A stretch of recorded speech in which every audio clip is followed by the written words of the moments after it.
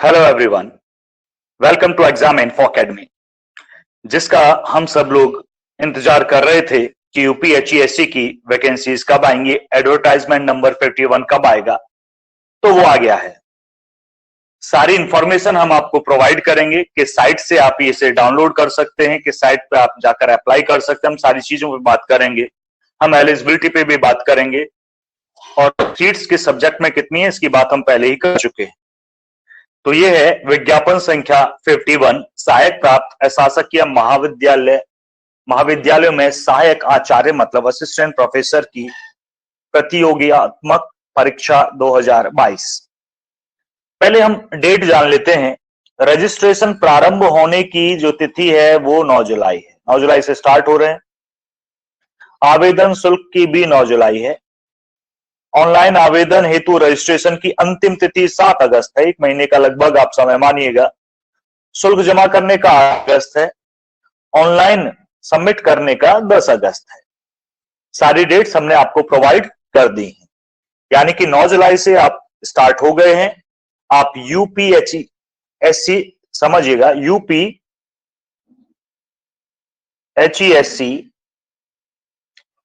51.com इस site पर जाइएगा।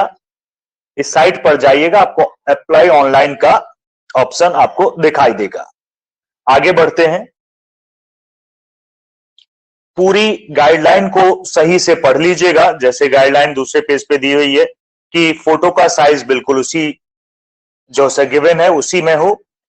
आपके सिग्नेचर साफ होने चाहिए, क्लीन, अदरवाइज ये निरस्त कर दिया जाएगा फॉर्म। तो ये सारी चीजें आप सही से स्टडी कर लें एक बार। आगे बढ़ते हैं। ऑनलाइन शुल्क की हम बात करते हैं, मतलब फीस जनरल की या ईडब्ल्यूएस की, ओबीसी की 2000 रखी गई है और एससी और एसटी की 1000 रखी गई है। आगे हम बात करते हैं नेक्स्ट की शैक्षिक योग्यता। सबसे ज्यादा जरूरी यही है, क्या एलिजिबिलिटी है। एलिजिबिलिटी को 2 पार्ट में डिवाइड करके बताया गया है। बने रहिएगा, हम सारी चीजें बताएंगे। ये आर्ट के लिए है, कॉमर्स के लिए है, humanity, education, law, social science and science subjects. Languages के लिए भी है, लाइब्रेरी साइंस के लिए भी है, physical education, journalism and mass communication के लिए एलिजिबिलिटी होगी। ठीक है जी। फर्स्ट पॉइंट हम पढ़ रहे हैं, अनिवार्य शैक्षिक योग्यता क्या है। ध्यान दीजिएगा हमारे साथ इस पर। मोटे तौर पर है कि आपकी master degree post graduation 55% marks के साथ कंप्लीट होनी चाहिए, या उसके इक्विवेलेंट कोई पॉइंट स्केल पर है तो वो। उसके साथ साथ आपका नेट, नेशनल एलिजिबिलिटी टेस्ट, जो सीएसआईआर यूजीसी कंडक्ट करवाती हैं। भाई साइंस सब्जेक्ट्स और इंजीनियरिंग सब्जेक्ट के लिए सीएसआईआर है और ह्यूमैनिटी आर्ट सब्जेक्ट के लिए ये यूजीसी है। तो वहां से नेट क्वालिफाई हो। नेट नहीं है तो स्लेट या सेट आपने क्वालिफाई किया हो तो भी है। अगर ये भी नहीं है तो आपकी पीएचडी कंप्लीट हो रेगुलेशन 2009 और 2016 के हिसाब से। तो ये इसकी गाइडलाइन है, आप इन्हें ढंग से एक बार देख लीजिएगा बिल्कुल प्रॉपर वे में। नेट है तो आपको ज्यादा देखने की जरूरत नहीं है, सेट या स्लेट है तो भी नहीं है, लेकिन अगर नहीं है पीएचडी है तो रूल एंड रेगुलेशंस फिर ज्यादा है, उन्हें आप एक बार चेक कर लीजिएगा।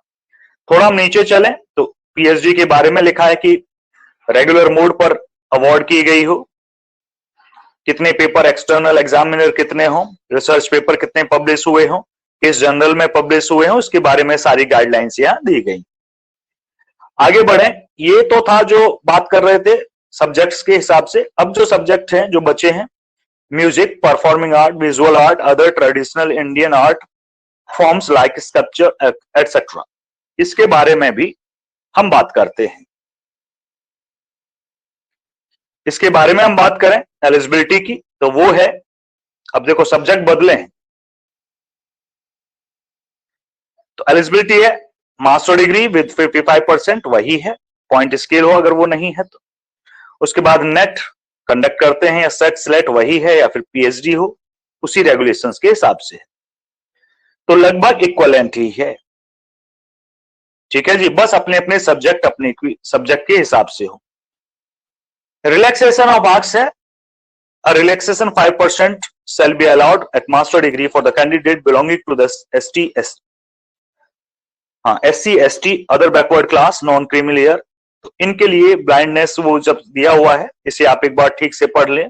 किसके इसके लिए 5% की छूट है, मतलब 55% ना होकर 50% हो सकते हैं। आगे हम बात कर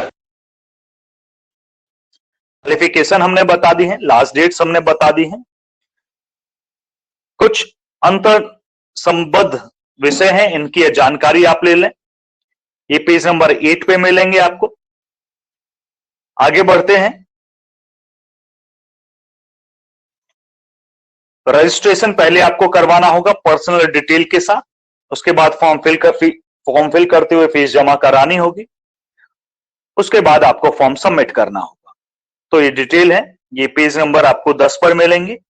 क्या क्या आपके पास होना चाहिए, किस किस की पीडीएफ आपको भेजनी है, ये सारी चीज।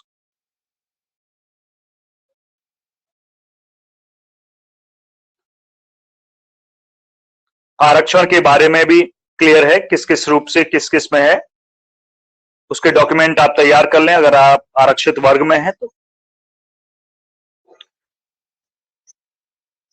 लिखित परीक्षा होगी, फिर इंटरव्यू होगा, जैसे अभी तक होता आया है वैसे ही है।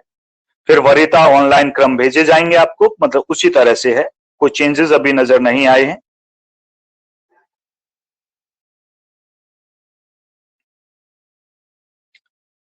इन डॉक्यूमेंट की आपको इंटरव्यू के टाइम 2-2 कॉपी लानी होंगी, लेकिन वो बाद का काम है। पूरे इंटरव्यू के बारे में डिटेल दी गई है। सब्जेक्ट्स को हम आई थिंक डिस्कस कर चुके हैं पहले ही, फिर भी आप देख सकते हैं यहां पर। इंग्लिश के लिए 62 है, टोटल हम पढ़ रहे हैं। अर्थशास्त्र 60 है, इतिहास 25 है, उद्यान विज्ञान 3 है, उर्दू 8 है, एशियन कल्चर 1 है, कृषि 3 है, गणित 24 है, गृह विज्ञान 10 है। ये हम इसे पहले वाले वीडियो में वैसे कंप्लीट करवा चुके हैं। चित्रकला 9 है, दर्शन शास्त्र 10 है, पशुपालन 5 है, प्राचीन इतिहास 19 है, प्राणी विज्ञान 33 है 33, बीएड 75 है, बीएड में अच्छी पोस्ट है, भूगोल 47 है, भौतिक विज्ञान 40 है, मनोविज्ञान 17 है, रसायन 40 है, मानव शास्त्र 4 है, राजनीति विज्ञान 44 है,